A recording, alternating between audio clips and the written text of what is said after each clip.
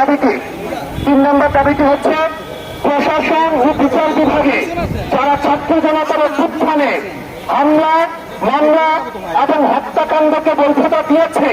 এবং প্রতিবাদ বারংবার কায়েম করার চেষ্টা করেছে, তাদের দ্রুততম সময়ে অপসারণ ও বিচার নিশ্চিত করতে হবে। আমরা কিন্তু এখানে প্রশাসন এবং বিচার বিভাগকে ইনক্লুড করেছি, অর্থাৎ প্রশাসনের যে পরিচর্যায় সেই ইনক্লুসিভের জায়গা থেকে আগের দেশের সরকারের যারা পূর্বপর্যায় ছিল, যেসব সচিব ছিল, সেসব আমলা ছিল, তাদেরকে পদত্যাগের মধ্য দিয়ে, পদচ্যুতের মধ্য দিয়ে আমরা সেটির দৃশ্যমান পদক্ষেপ দেখতে চাই। আমাদের 4 নম্বর যে দাবিটি হচ্ছে সেটি হচ্ছে প্রশাসন ও বিচার বিভাগে যারা এতদিন বৈষম্যের শিকার হয়েছে তাদের জন্য, সবার জন্য ন্যায্যতার ভিত্তিতে